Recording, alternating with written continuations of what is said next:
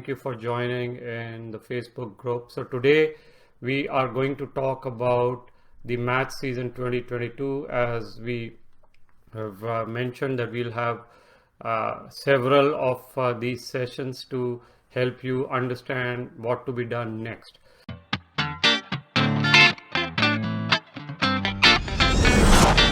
So I have a list of top 7 to 10 things that me and my team have gathered that we'll go over to tell you what you should be doing next. So first is the timeline.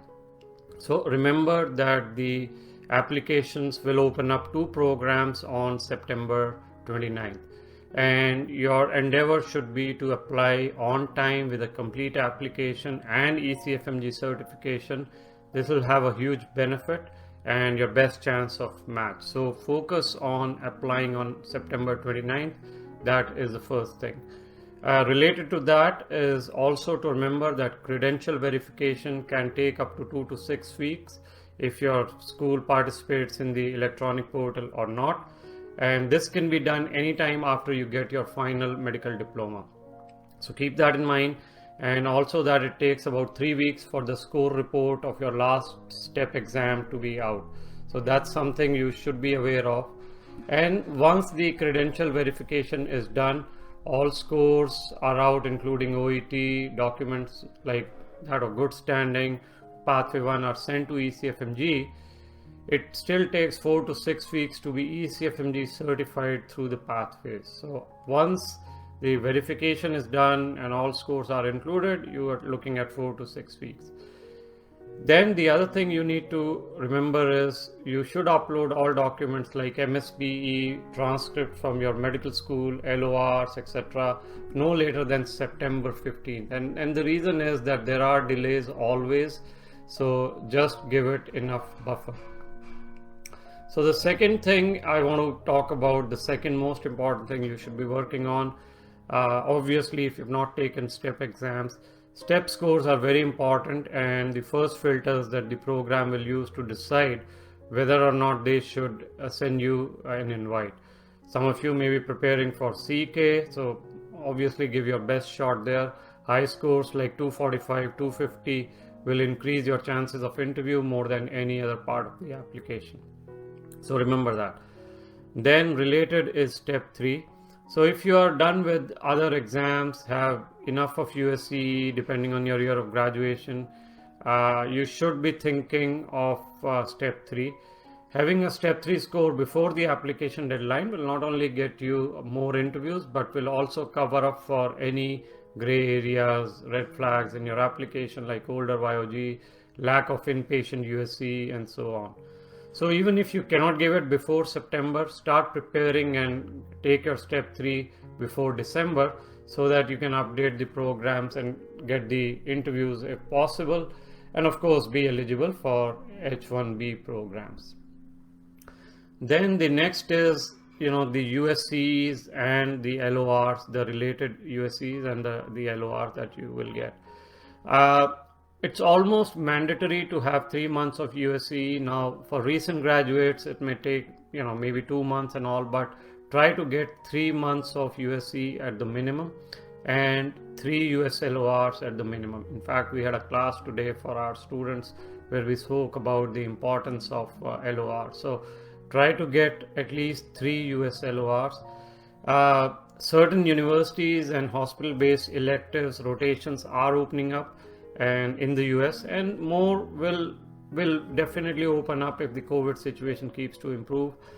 They may open up in summer. So UNC University is currently accepting, for example, applications for electives, and so keep an eye out for those. Most of these rotations will still take time and they may still only accept visiting students or externs in August, September. So you have to plan accordingly. If the situation goes from bad to worse, you may not even get it, or you may get it only in September.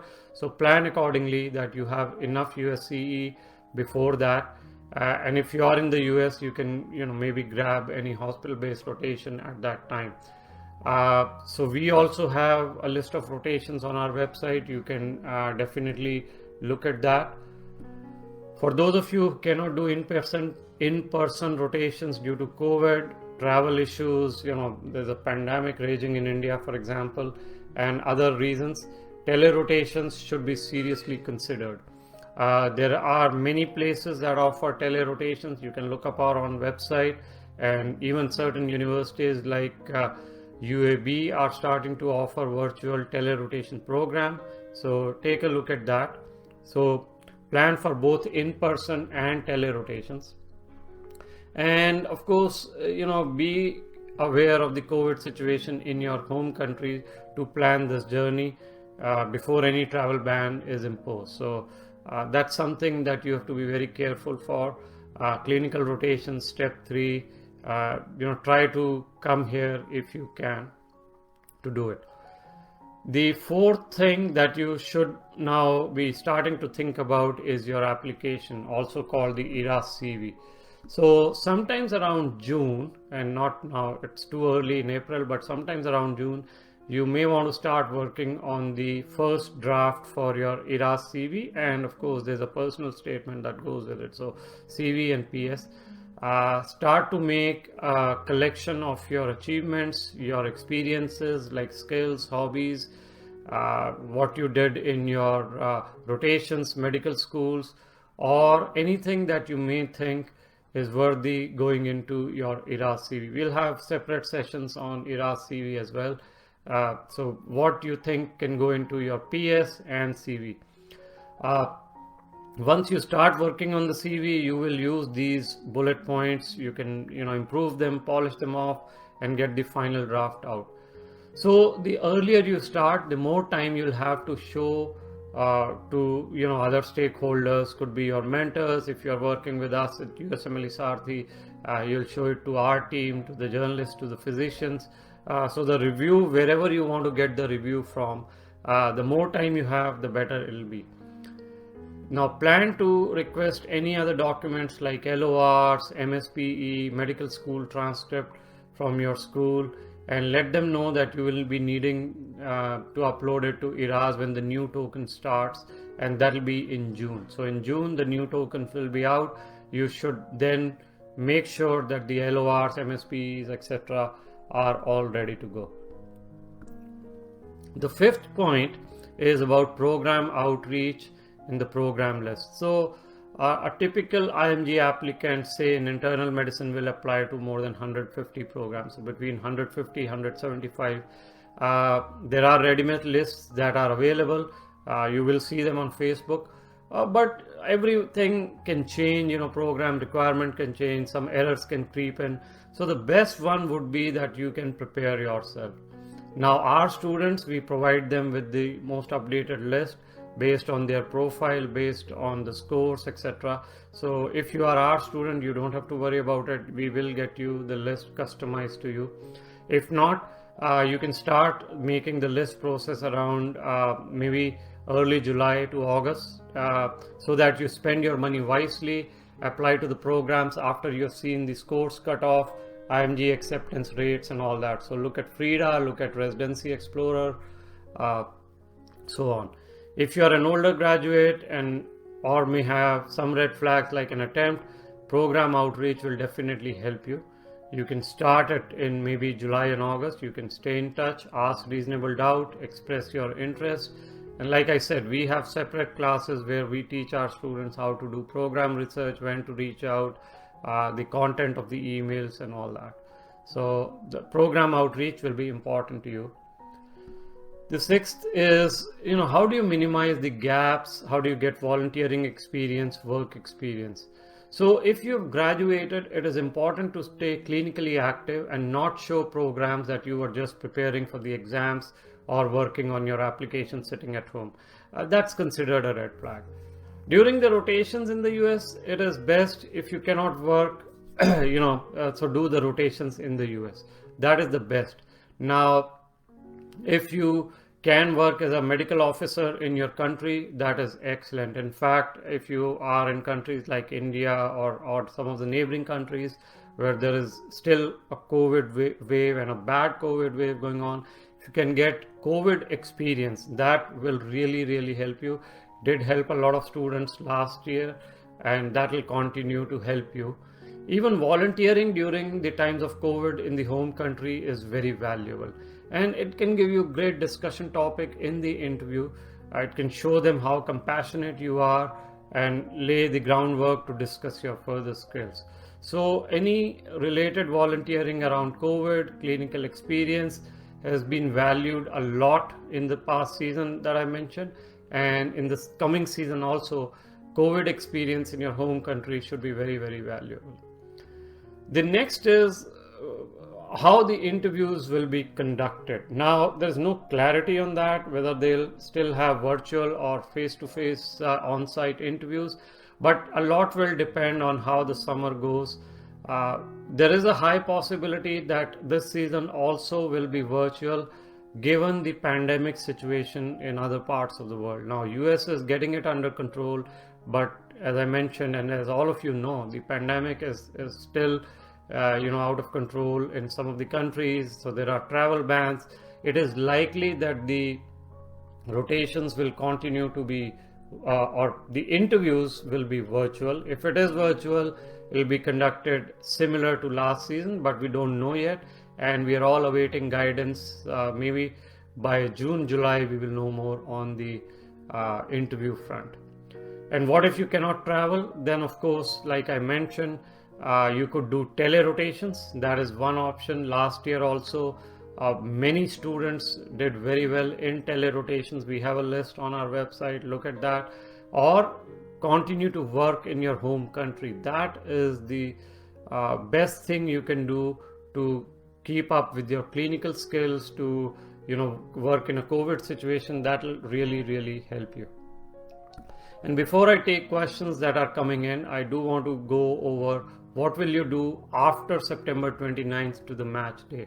So, once is before the interviews, as you apply and what all goes in your ERAS CV, and then we talk about the after the interview. So, of course, whether the interviews are virtual or they are in person, number one, stay in the US if you can. That will always help you. You can plan on looking for a research position. Observerships, rotations, externships are opening up. You should be doing those if you are in the US. Okay, I'm sorry. So do these rotations if you are in the US. That'll give you the best chance to match.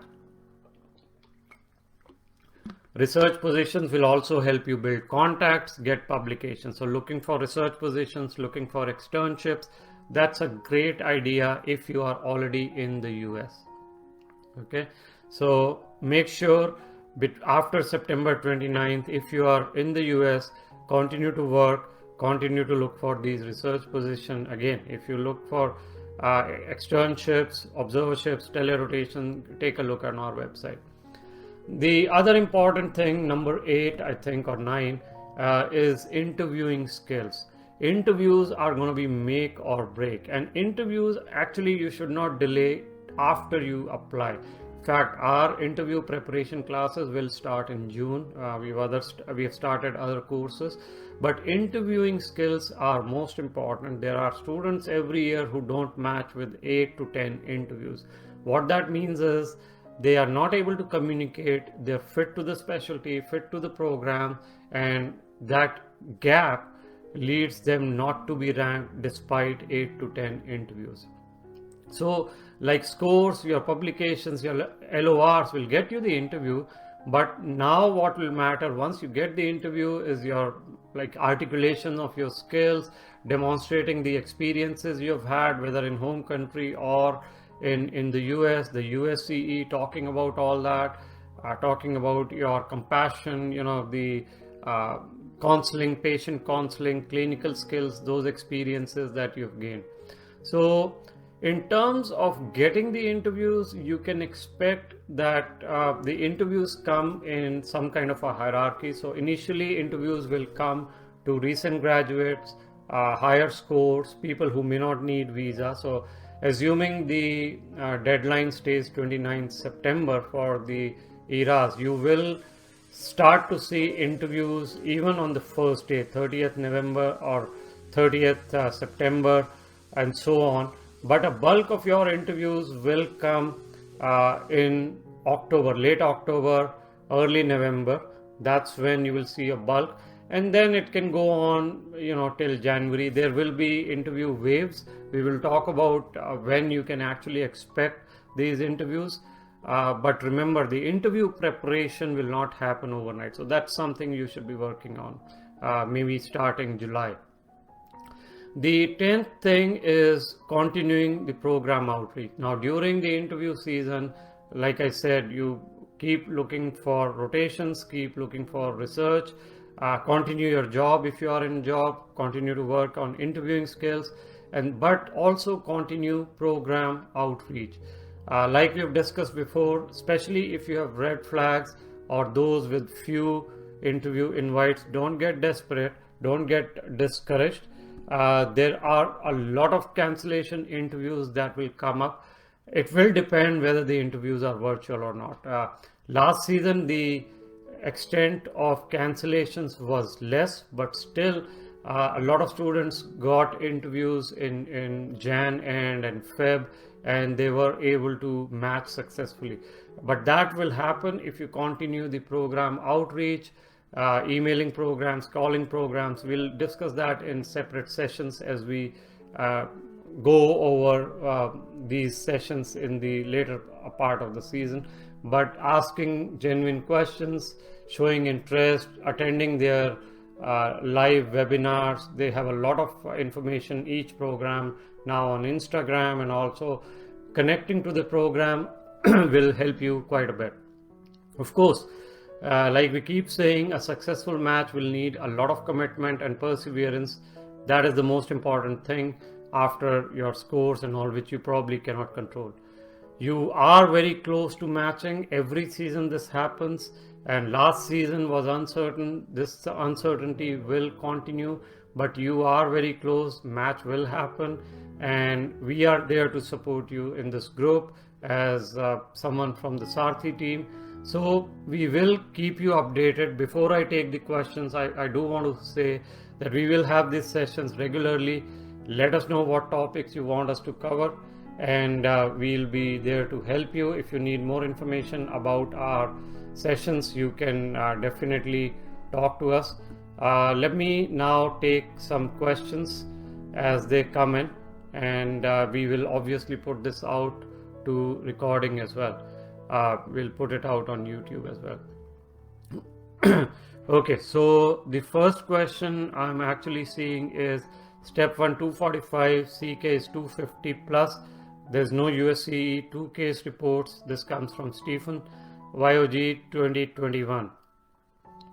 Red flags, possibly late application in late October, early November. Still in internship year and no USCE. What can I do to increase the chances of match in this season?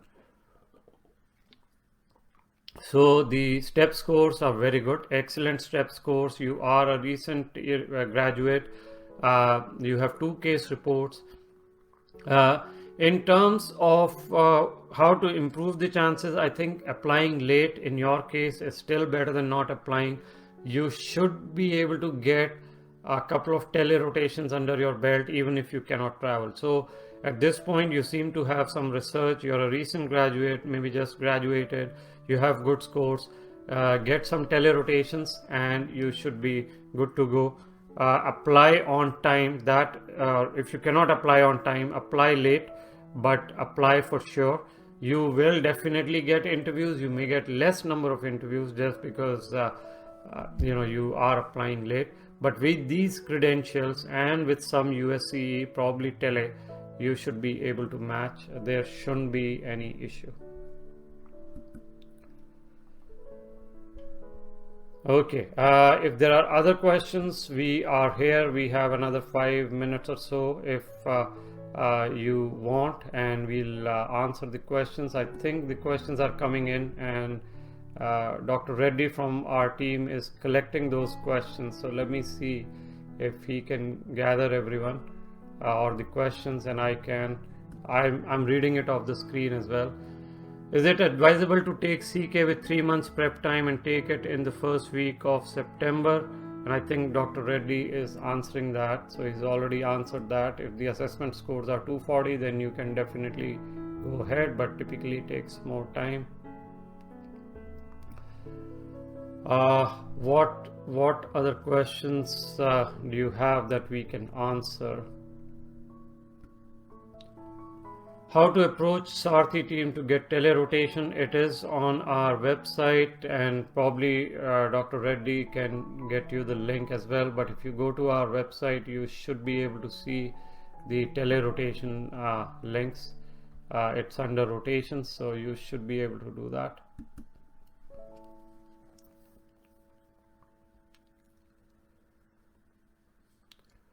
Does publication as a co-author matter for the match? Violetta is asking this. Absolutely, any kind of research will matter for match, whether you're a co-author, first author, one of the 5 authors, it absolutely matters.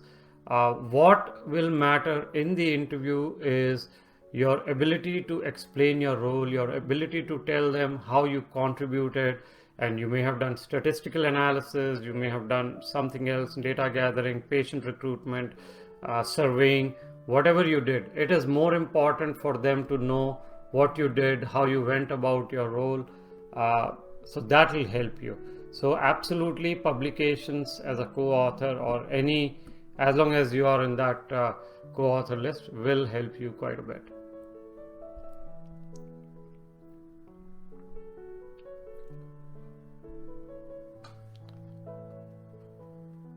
Okay, any other questions before we wrap it up?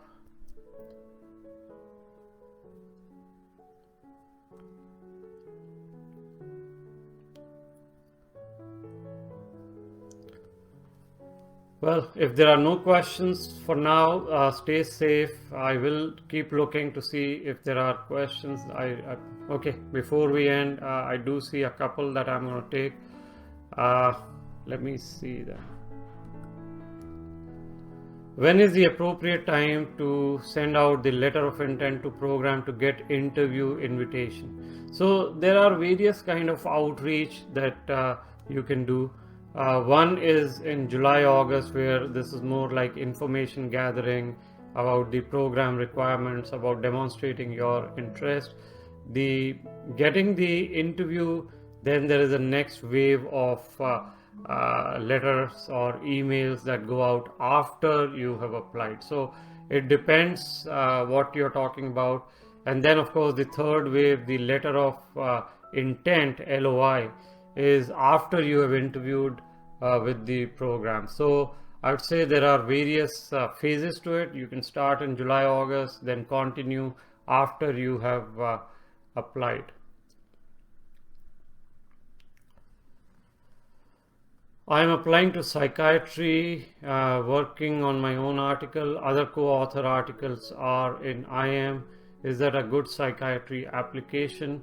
Yeah, so if you are applying to psychiatry, even if the research is in IM, as long as you can show the relevance, as long as you can demonstrate what skills have you picked up, how you have learned new things, and how you will apply this in psychiatry research, even if it is IM, it should be a good way to do it.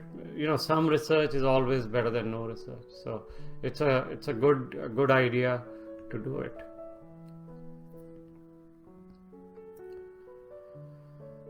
So Rabi is asking, my step 1 is 221, CK is 238, will be certified, recent graduate 2021. Will take step 3 Caribbean grad. What can I do to increase my chances? The scores are good. You're a Caribbean grad, recent graduate, so you already have done a lot of US clinical experience, maybe 50 plus weeks. Make sure, or try to make sure, the LORs are strong.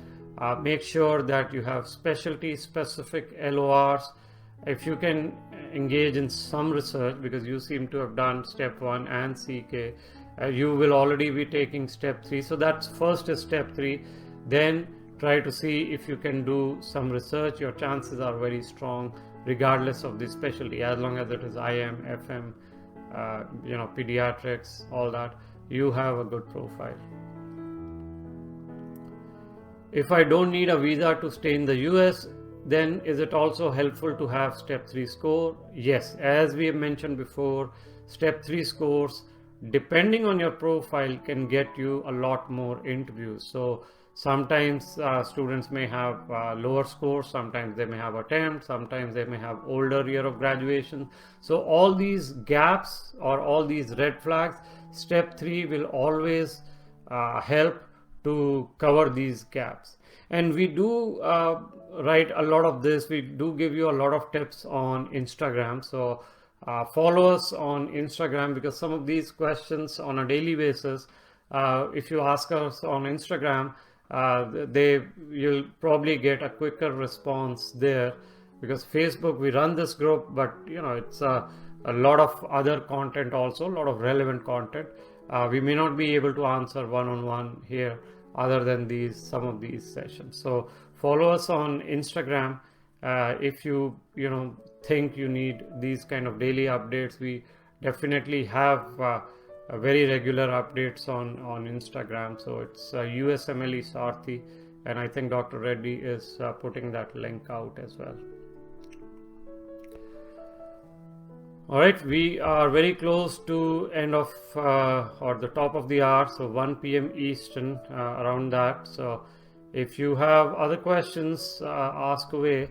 Otherwise, we'll just wait a couple of minutes, and then see you probably in about 2 weeks for more on, maybe it's about your LORs, maybe more planning, maybe more rotations, and just to help you how to plan this season, hopefully helping all of you to match.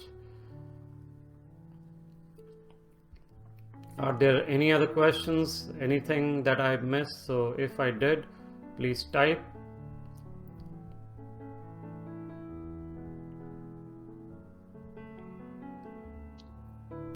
All right, if there are no other questions, have a good weekend, rest of the weekend, all of you. Please stay safe and help others who may need help. You're all physicians, to help everyone get out of this COVID situation as much as you can do. Thank you very much, and see you next time.